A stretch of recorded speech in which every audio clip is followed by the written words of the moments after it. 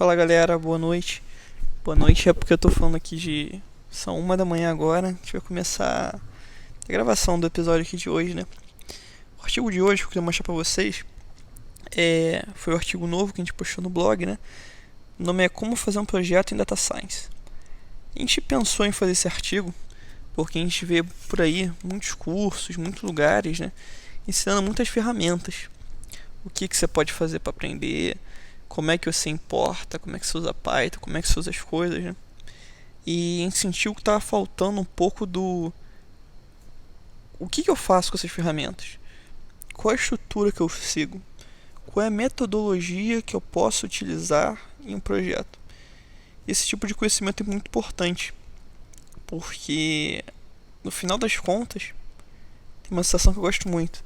Não adianta correr rápido demais se a gente não sabe para onde está indo. Então o objetivo desse artigo hoje é mostrar para vocês uma direção, um caminho, como a gente pode fazer para estruturar um projeto de Data Science. Esse artigo ia ficar meio longo, esse tema ia ficar meio longo, então a gente decidiu, em vez de ser só um artigo, dividir umas séries de artigos que vão abordar todos os temas, vocês vão ver mais para frente. O artigo de hoje, o objetivo dele é introduzir para vocês a metodologia CRISP-DM, que, como vocês vão ver, é uma das maiores metodologias utilizadas hoje em dia para a realização de projetos na área de ciência de dados e mineração de dados. Dá uma visão geral como é que ele funciona nos próximos artigos, nas próximas publicações, e fala um pouquinho mais de cada etapa. Então vamos lá. Futuramente, talvez, a gente tenha uma apresentação em PowerPoint aqui, uma parada mais bonitinha, mas por enquanto eu estou gravando a tela do tablet que eu estou usando e utilizando o próprio artigo no site. Então eu vou lendo o artigo aqui acompanhando com vocês. Então, por que é importante fazer isso? A gente da Bizu Academy, a gente acredita que são 3 fatores decisivos para a sua contratação: fazer um bom projeto, fazer uma boa apresentação e fazer uma divulgação correta do seu trabalho. O que isso quer dizer? Primeiro, você tem que saber o que está acontecendo, né? Fazer um bom projeto, a gente entende como isso: você entender de fato o problema que você está tentando resolver, a solução que você pode dar e como isso interfere positivamente ou negativamente para o seu cliente. Então, se você tem essa capacidade de fazer essa análise dos fatos, dos problemas que estamos enfrentando, é um diferencial absurdo que você vai ter no mercado. Aí, dado isso, passos aí futuros, a gente tem que fazer uma boa apresentação, depois divulgar o que a gente está fazendo. A principal metodologia para projetos. Teve uma pesquisa realizada pelo site KD Nugget, recomendo que vocês acessem depois, é um site muito bom. Ele fez uma pesquisa com 200 pessoas e perguntou.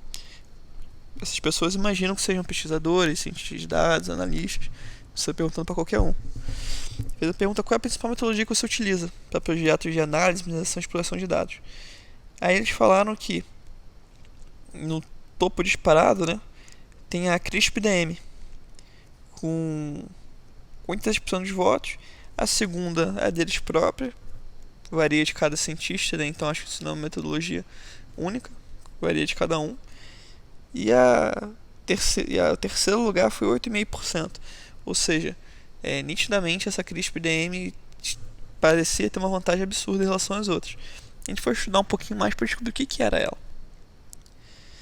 A gente foi ver que CRISP-DM, na verdade, é uma abreviação para Cross Industry Standard Process for Data Mining, ou seja, um processo padrão interindustrial para mineração de dados. Essa foi uma tradução livre que eu fiz aqui. O que isso quer dizer? Que isso é um sistema, um padrão adotado por diversas empresas para que elas possam padronizar a sua forma de resolver os problemas. Porque imagina só, se cada empresa resolvesse de um jeito, ou se cada cientista de dados novo que fosse contratado, uma empresa fizesse as coisas diferentes. A empresa está há 15 anos fazendo de um jeito. Chegou um camarada novo, vai querer inventar agora? Por isso é importante na indústria, principalmente na indústria, né? Que às vezes você está lidando com fábricas, com locais que qualquer erro pode custar bastante, né? Você não quer errar. Então é muito importante você estabelecer os padrões, como as coisas vão ser realizadas, qual vai ser as métricas de avaliação, quais são cada etapa. Nesse sentido, a CRISP-DM veio para normalizar um pouco isso tudo. Mas o que é a CRISP DM? Quais são os passos dela, né? Vocês vão ver aí que ela consiste de 6 passos. E esses 6 passos, vocês veem que também tem um círculo, né? Ou seja, na verdade você vai indo e voltando entre eles diversas vezes até a solução estar boa o suficiente. Não é uma linha única, não é início, meio e fim. Você vai, vê, avalia, será que tá bom? Não tá bom? O que eu posso melhorar? Até você ir refinando cada vez mais e mais a solução. Os 6 passos em ordem são: entendimento do problema, eu estou traduzindo aqui, tá? Entendimento do negócio, entendimento dos seus dados, preparação dos seus dados, modelagem, avaliação e implementação. Aqui a gente fez questão de deixar em inglês essas etapas, né? Porque se vocês forem procurar alguns outros projetos na internet ou alguns artigos, talvez vocês encontrem os termos em inglês. Então a gente deixou aqui pensando nisso. E deixa eu ver se eu consigo dar zoom nessa imagem aqui. Como é que funciona isso tudo?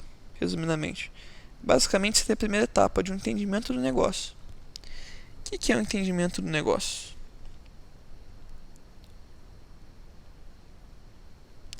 O entendimento do negócio é a etapa que você analisa de fato as necessidades do cliente, como é que funciona a empresa, o negócio, a indústria que ele está trabalhando, e como é que você pode, a partir disso, criar uma solução que traga benefícios reais para eles.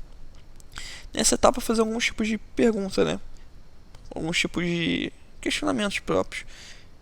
Qual é o problema que eu quero resolver? Quais são os benefícios que ele pode trazer? Qual o mínimo que eu preciso fazer para testar as hipóteses e ver se de fato a solução que eu quero implementar, que eu quero realizar, pode trazer um benefício? Será que esse é o caminho certo? E como é que eu meço isso? Imagina só, por exemplo, que a gente está fazendo um trabalho para um site de vendas. Esse site de vendas analisa as compras do seu usuário. Aí ele contrata a gente para, por exemplo, analisar quais tipos de usuário realizam compras com maior volume, né? Com maior valor de preços. Se a gente pode dividir ele em alguns grupos, e se a partir disso a gente pode recomendar outras coisas para ele, outros produtos. Por exemplo, você vê lá e você viu que um cara comprou todos os livros de Harry Potter. Só que você pensa, pô, Harry Potter é um gênero de ficção, fantasia. Será que esse camarada também não ia gostar de um livro de Nárnia, por exemplo? Aí você indica o livro de Nárnia pra ele, pra ver se ele compra e aumenta assim o valor que ele gasta. Aí, essa é uma solução que você pode implementar. Aí você faz essas perguntas para você analisar. Qual é o problema que eu quero resolver?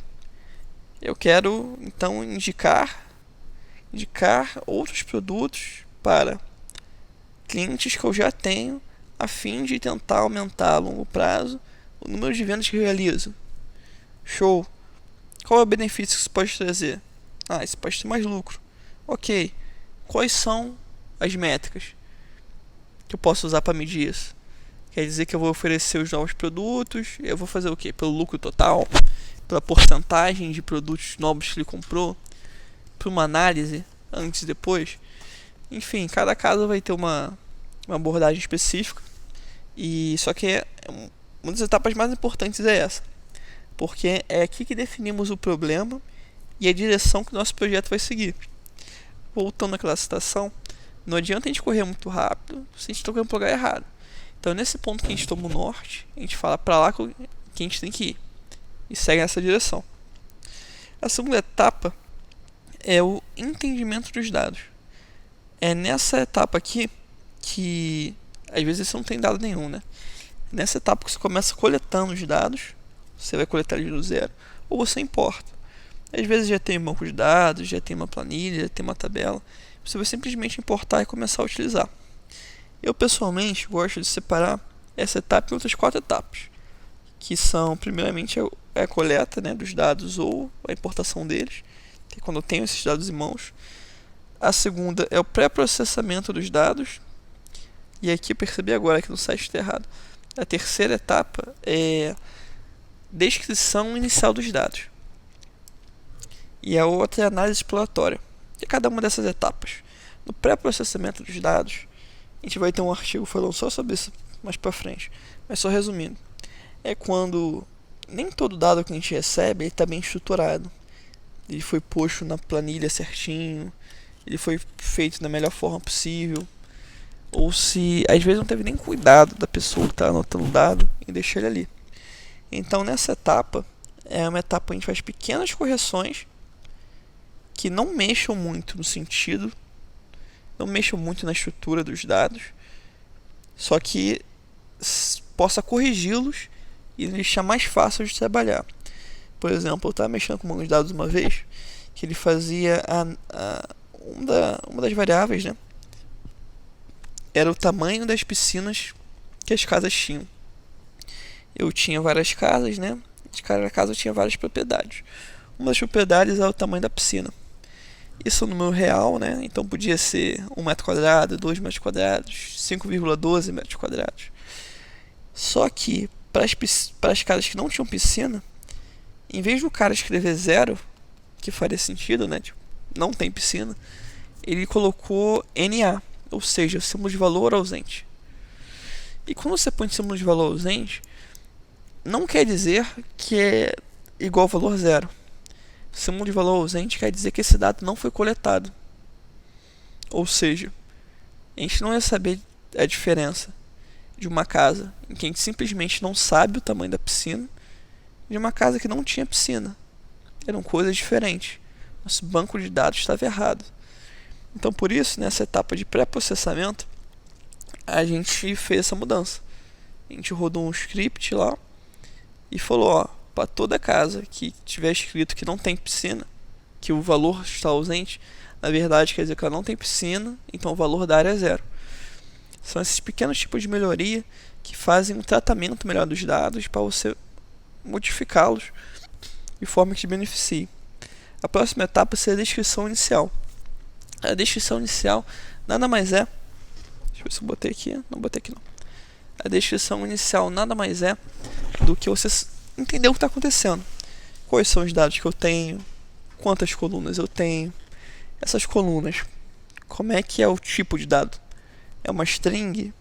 É uma variável float? É uma variável numérica? O que está acontecendo? Quais são as principais análises estatísticas que eu posso ter? Rapidamente olhando. Só para a gente ter uma visão, ideia geral do que está acontecendo e como a gente pode trabalhar aquele conjunto de dados. Aí logo em seguida vem a análise exploratória de dados. Nessa análise exploratória de dados, aí sim vai ser uma análise muito mais profunda, que vai levar muito mais tempo e muito mais artifícios, né, do que uma mera descrição inicial. Aí é nessa que eu vou ver, por exemplo, como as variáveis estão relacionadas, como é que está a relação das nossas variáveis com a variável final que a gente quer medir. Voltando àquele exemplo das casas. É nesse lugar que a gente veria, por exemplo, como é que o tamanho da casa influencia no valor dela? Será que a vizinhança influencia no valor? Será que a condição atual na casa verifica no valor? Ok. Como é que está a distribuição estatística de cada uma dessas variáveis, né? Essa distribuição se aproxima de uma normal? Essa distribuição apresenta os desvios de skew e de Curtis, acho que o nome é esse. Como é que ela tá? Eu posso melhorar ela de alguma forma? Como é que os dados se correlacionam entre si? Correlação, não sei se vocês sabem, é algo meio complicado. Porque se eu tenho um modelo, se eu tenho um banco de dados, duas ou três variáveis que tem uma correlação muito grande, ou seja, no final das contas elas querem dizer mais ou menos a mesma coisa, isso dá um problema. Porque a maioria dos modelos que a gente usa, modelos a gente vai ver mais pra frente, eles partem do pressuposto que as variáveis são independentes. Que são independentes entre si e que se aproximam de uma distribuição normal.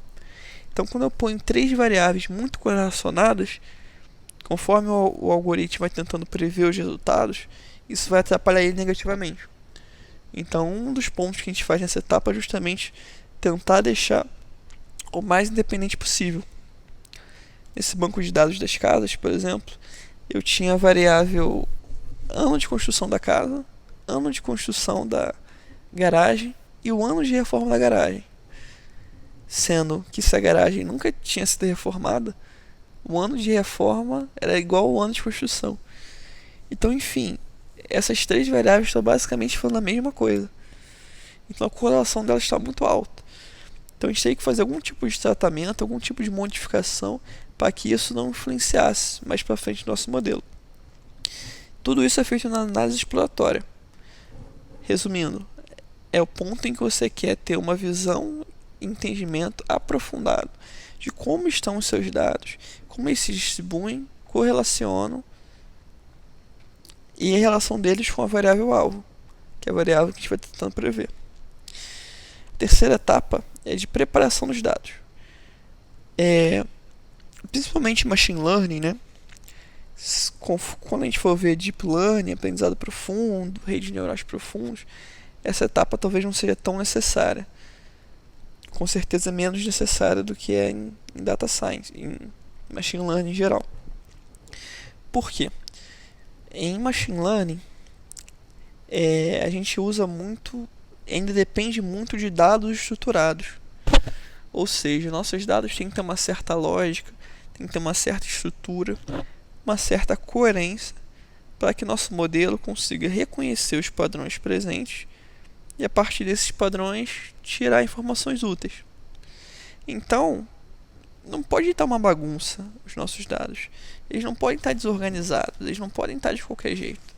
E é justamente nessa etapa que a gente prepara, a gente faz algumas modificações nele, para que esse modelo entenda ele de uma forma melhor.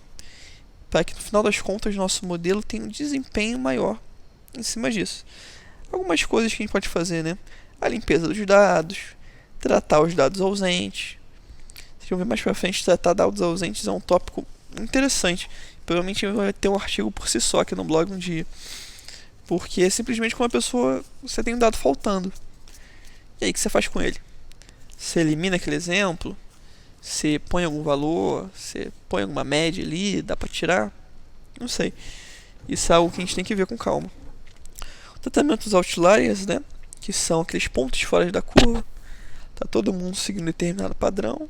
E tem um cara que tá sozinho, isolado lá no canto. Aquele cara que sobressai muito. O que você faz com ele? Você leva em conta? Põe avaliação? Não põe? Isso a gente pensa também. E por último, algo muito interessante é o tratamento de dados desbalanceados. O que é isso, rapidamente falando? Imagina que eu tenho um banco de dados que eu quero avaliar a partir de um comportamento de uma pessoa, se ela é homem ou mulher, por exemplo. É possível, e muita coisa faz isso. O Google, no Google Analytics, uma das funções que ele faz é tentar prever se um usuário, a partir do comportamento da internet, é um homem ou uma mulher. Só que imagina agora que eu tenho 100 exemplos, 99% é homem, e 90 deles são homens e um só é mulher. Vai ser muito complicado, porque o nosso modelo vai treinar majoritariamente nos homens.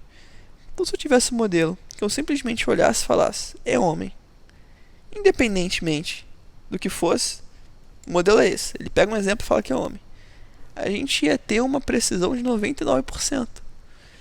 Poxa, o modelo com 99% de precisão tá bom demais, não tá? Então, esse é o tipo de caso que a gente tem que ter cuidado. E tentar, de alguma forma, reverter esse desbalanceamento. Isso é um tópico que a gente futuramente vai abordar também. Modelagem. O que é um modelo? O modelo, no nosso caso, seria como uma representação simplificada da realidade. Como assim? Vamos supor que eu tenho os dados. Eu tenho um banco de dados. Pegando o exemplo da casa, sigo com ele. Eu sei o bairro da casa, eu sei a cor dela, eu sei quantos quartos ela tem, como é que é a vizinhança. Tudo isso, no final das contas, vai ser uma função que vai dizer qual é o valor dela. Todos esses fatores vão determinar de alguma forma o preço final. Eles são do jeito que são. Existem dessa maneira. Podemos dizer que existe uma função responsável por isso, de pegar os parâmetros e dizer o valor final delas. Só que nesses casos é muito complexo, né? Como é que eu posso saber exatamente como é que o tamanho do quarto e a vizinhança e talvez o tamanho da sala influencie no preço final. É muito difícil e é algo que também perde um pouco o sentido. Porque se a gente soubesse essa função, se a gente descobrisse exatamente como tudo funciona, não faz sentido muito a gente tentar prever as coisas. A gente ia saber o valor exato. O modelo nada mais é do que uma versão simplificada que se aproxime dessa função real e a gente possa ter resultados razoáveis. Então eu não preciso saber ao certo como tudo funciona. Mas se eu souber mais ou menos, e esse mais ou menos me der um resultado suficientemente razoável para valer a pena eu estar usando ele, a gente utiliza. Mas é muito importante saber que quando seja em análise de dados, machine learning, deep learning, a gente faz uma solução para prever o resultado final ou prever um comportamento, aquela função que a gente descobre não é a função original. Não é ela o motivo das coisas acontecerem como são. As coisas simplesmente acontecem, cada coisa tem seu motivo. O que a gente está tentando é achar uma cópia mais ou menos que chegue perto. Mais simples, mais fácil para nós entendermos. Porém, como é uma cópia, e sempre vai ser uma cópia que eu falo que não é original, né? Vai ter um erro associado a ele. Como eu não sei qual é a função certa, eu sempre vou errar um pouquinho. Por mais perto que eu esteja da função original, eu sempre vou errar um pouquinho. Então sempre vai ter um erro. O nosso objetivo ao lidarmos com a análise dos dados, machine learning, deep learning, é justamente tentar diminuir o máximo possível desse erro associado. E já vou garantir para vocês, ele nunca vai ser zero. Se qualquer dia você vê alguma solução de inteligência artificial, análise de dados, em que o modelo do cara tem erro zero, já é um dos motivos para ligar um alerta e falar: eu acho que alguma coisa está errada.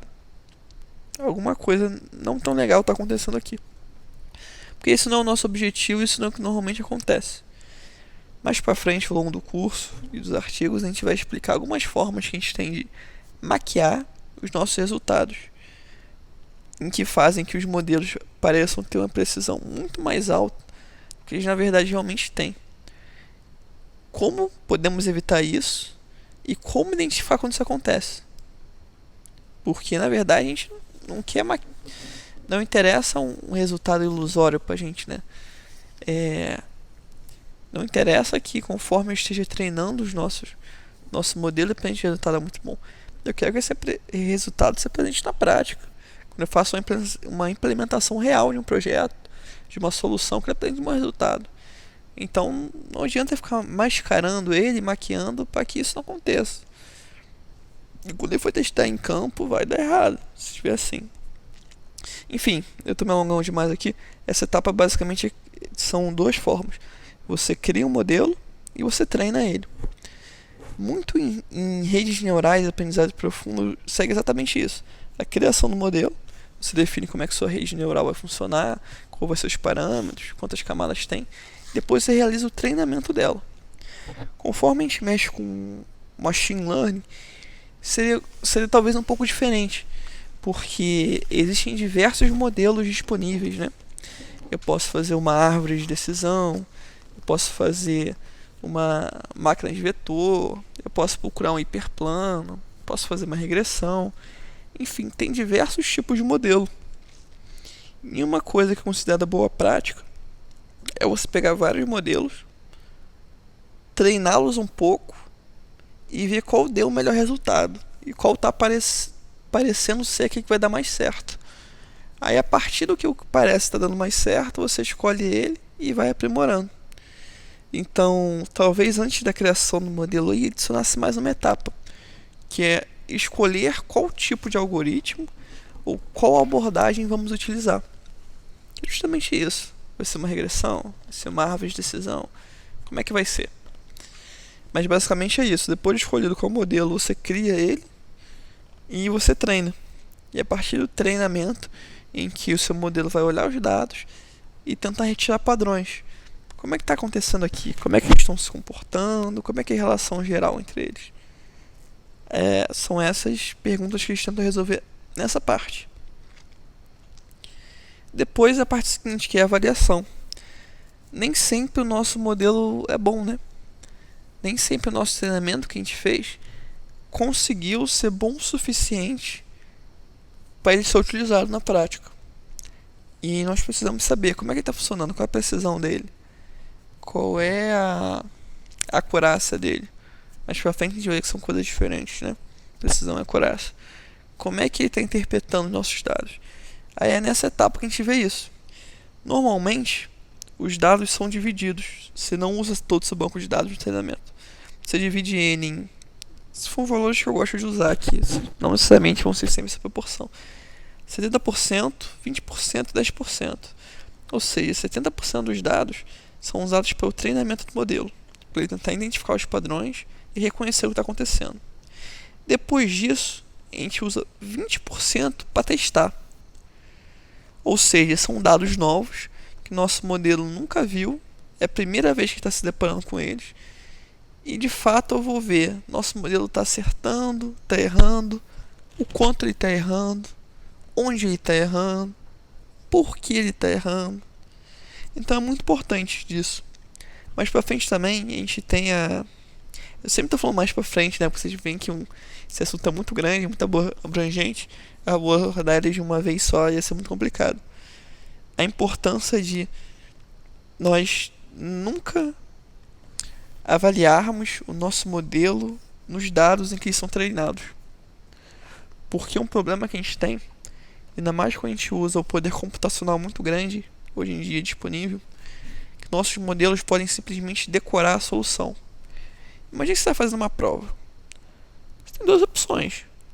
Você pode aprender toda a matéria da prova, aprender o que está acontecendo, aprender como tudo funciona, para chegar na prova e qualquer pergunta que derem para você, você souber. Só que um outro jeito de você também passar na prova é simplesmente decorar todas as perguntas de toda a matéria e de tudo que pode cair. Se você simplesmente decorar tudo que pode cair, para qualquer pergunta que vier, você sabe a resposta. Isso parece um pouco fora de realidade pra gente, que é humano, né?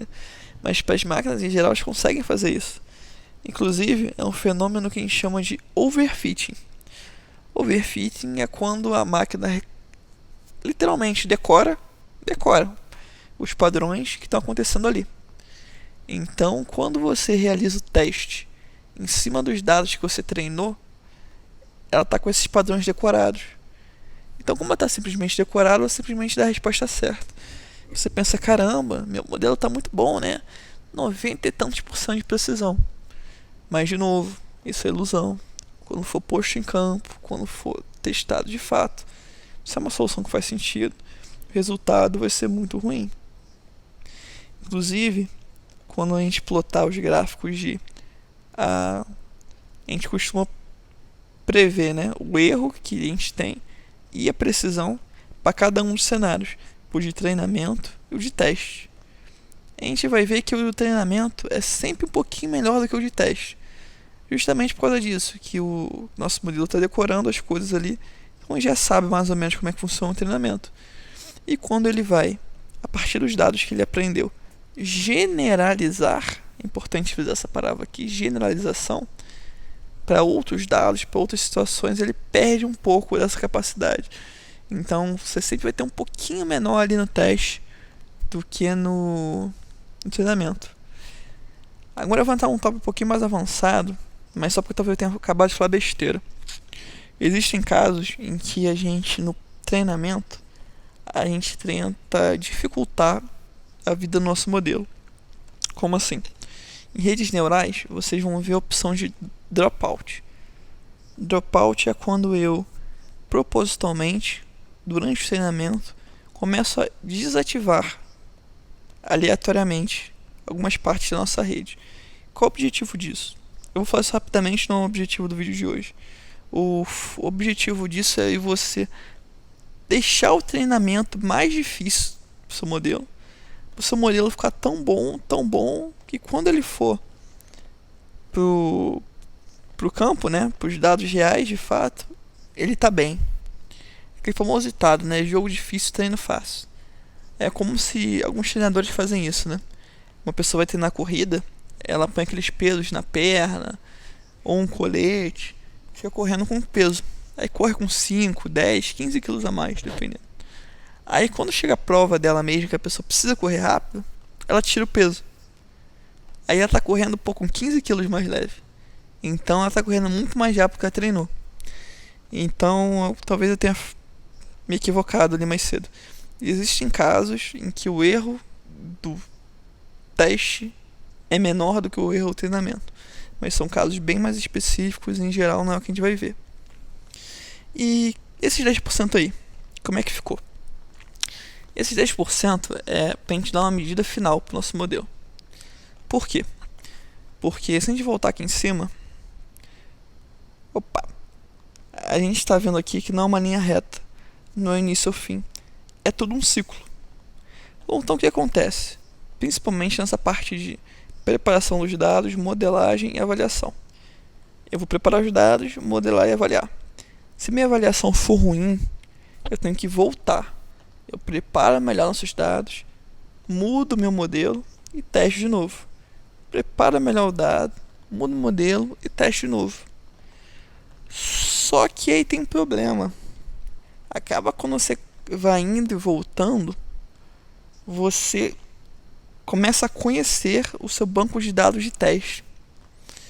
Então, se você for um malandrinho ali, você consegue fazer com que o seu modelo se adapte especificamente para os seus dados de teste. Ele começa a ter uma performance muito boa nos testes, mas isso foge completamente do objetivo da separação dos dados. A separação dos dados é justamente você saber como seu modelo vai se comportar em dados que ele nunca viu, completamente novos. E quando você ficar indo e voltando, você perde um pouco disso.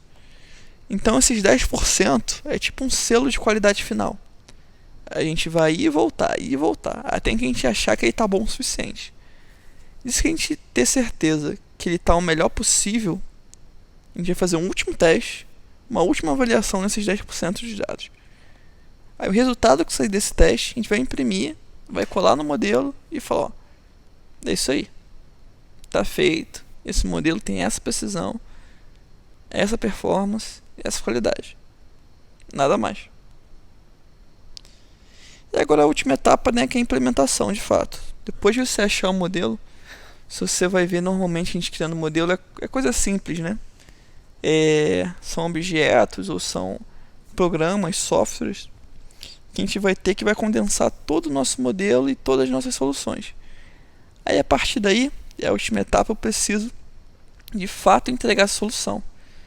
Pode ser de um aplicativo na internet, a partir de um site, ou um circuito que vai ser usado em algum robô, algum drone. Mas essa é a parte final e é o objetivo, que é quando de fato a gente vai sair da teoria, vai sair da nossa mesa de trabalho e botar. Vai implementar na fábrica, vai implementar na loja, na linha de produção. Ou seja, o resultado final de tudo que a gente quer fazer. E é muito importante isso em mente, porque o seu objetivo aqui, o meu, o seu, de todo mundo mexe com dados, não é ter um modelo bom para os nossos dados de treinamento, para os dados que a gente trabalha. Nosso objetivo é ter um bom modelo para os dados reais. Por que eu estou falando isso? Porque geralmente isso talvez aconteça um pouco mais com quem esteja trabalhando com pesquisa. E eu não estou falando mal de pesquisa nem nada não, mas é um fenômeno que acontece um pouco mais nessa área. Ou você tenta criar boas soluções, você tenta criar bons modelos, você tenta obter boas métricas para os dados que você está trabalhando. Porém, quando você manda isso no real, não são os dados que você trabalhou, na verdade, são dados novos. E se você não fizer um bom trabalho, se você não tiver conhecimento, você pode ter um resultado muito ruim, porque você se preparou para algo que não é o que de fato você quer. Eu estou falando isso. Teve uma vez um projeto de identificação de carros. O objetivo do projeto era você pegar uma imagem, analisá-la, a partir daquilo uma rede neural, um modelo, dizer qual marca de carro era. Aí beleza, só que qual foi o problema? O banco de dados usados foi simplesmente você ir no site de todas aquelas marcas, baixar as imagens e botar para analisar. Só que eram imagens comerciais, é o carro da concessionária, é o carro de frente, fazendo uma pose, toda bonitinho. E quando fosse implementar de fato isso na prática, ou seja, ia ter uma rua, a gente ia botar uma câmera e a câmera ia analisar o carro e ia tentar dizer a marca. Ele não tava bonitinho. Ele não tava com aquela pose toda, ele não tava com aquele jeito específico que foi realizar o treinamento. Ou seja, o treinamento do nosso modelo foi completamente diferente do problema que ele quer resolver. No final das contas não resolveu foi nada. Foi um desperdício de tempo, dinheiro e capacidade. Todos envolvidos. Então, foca nessa parte. Foca no que você quer fazer. Isso está muito conectado com o entendimento do negócio também, né? Foca no qual é a solução que eu quero, onde eu vou aplicar, qual é a praticidade disso. Não tenta ficar muito focado nos seus bancos de dados, não. Tenta focar na solução. Resumindo, o artigo acabou. Em suma, são essas 6 etapas que produzem projetos excelentes. Se vocês seguirem, cara, com certeza a chance de dar certo é muito maior. E se lembra, vou voltar aqui. Cada etapa tem subetapas. E cada subetapa tem suas subetapas. Então, no final das contas, um projeto de Data Science, quando bem feito, vai ser muito longo, muito extenso. Tem muitos pontos que a gente pode abordar. E é muito importante a gente ter um guia. Justamente por isso eu trouxe essa metodologia. A gente ter algo que a gente possa pensar, tá, por onde eu começo, por onde eu termino, o que eu faço, o que é que na verdade eu estou tentando buscar aqui. Porque senão a gente fica totalmente perdido, corre para lá, corre para cá, e no final das contas não sabe nada o que fazer. Então, eu recomendo você estudar nesse método, essa metodologia CRISP-DM, e essas 6 etapas. E pesquisar um pouquinho mesmo sobre cada uma delas. Se você jogar no Google ou se jogar em outro lugar, vai ter com certeza vídeos, artigos sobre o assunto. E mais pra frente a gente vai apresentar para quem não conhece a plataforma Kaggle. O Kaggle é uma plataforma absurda de conteúdo, né? De ciências de dados, em que muitas pessoas enviam seus artigos, seus projetos para outras pessoas terem acesso. É engraçado que mesmo aqueles que nunca estudaram de fato essa metodologia, não sabem que é uma metodologia, que tem artigos científicos, tem muito trabalho relacionado a essa área, eles seguem essa mesma estrutura. Obtenção dos dados, entendimento dos dados, preparação. Só não chegam a fazer o deploy normalmente, né? Mas essa estrutura eles seguem, para você ver que de fato é o método que obtém mais resultados. Porque se não obter, essas pessoas não iam estar usando. Inclusive esse método é de 1996, aproximadamente, e é usado até hoje, em suma, né? A ideia principal. Então eu super recomendo você olhar isso aqui, seja pelo próprio artigo que a gente está disponibilizando, a gente tentou deixar as principais informações, e mais para frente a gente vai fazer um artigo, se não vários artigos para cada uma dessa etapa. Por exemplo, entendimento de negócios, a gente já tem uns 2 ou 3 artigos aqui no forno para divulgar, para ajudar a responder essas perguntas, né? Qual o problema que eu quero resolver, quais são os problemas que eu posso resolver, o que eu tenho que analisar. Então, se vocês quiserem entender um pouco mais de assunto, eu recomendo ficar ligado no site aí nos próximos dias ou semanas, que a gente vai estar falando especificamente desse assunto. E um último ponto é lembrar que isso é uma metodologia, ou seja, em um momento que eu falei se eu estou usando Python, se eu estou usando R, se eu estou usando Excel, é um método. Então você pode utilizar várias ferramentas para seguir essas etapas. E por isso eu acho ela tão importante. Quando você for contratado por uma empresa, você não sabe qual é a ferramenta que ela está usando. Claro, tem aquelas ferramentas que as empresas mais usam. Mas quando você se prepara para entender o problema por trás do problema, você se prepara para qualquer coisa.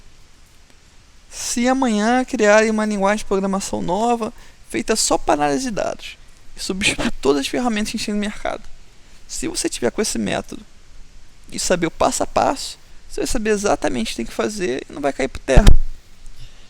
Isso é muito importante hoje em dia, você ter esse pensamento crítico e analítico, porque senão você gera situações absurdas, né? Como por exemplo, eu vi um caso hoje, não sei se chega a ser verdade, né? Mas que era um cara que que trabalhou a vida toda com análise de imagens. Aí continuava, o trabalho dele é reconhecer padrões de imagens. Aí botava imagem e reconhecia padrão, botava imagem e reconhecia padrão, botava imagem e reconhecia padrão. Ele era muito bom nisso. Só que ele tinha um problema. Ele não conseguia adaptar esse conhecimento para outras áreas. Então se caísse algum outro problema, talvez até mais simples do que uma análise de imagens, ele não conseguia reconhecer esse padrão. Ele não lidava bem, não safava ali o que tinha que safar e não conseguia entregar o que tinha que entregar. Isso era muito ruim, porque ele era tolhido profissionalmente. Diversas oportunidades, diversas chances, ele simplesmente deixou de ter, porque ele não conseguia entender o que de fato ele estava fazendo.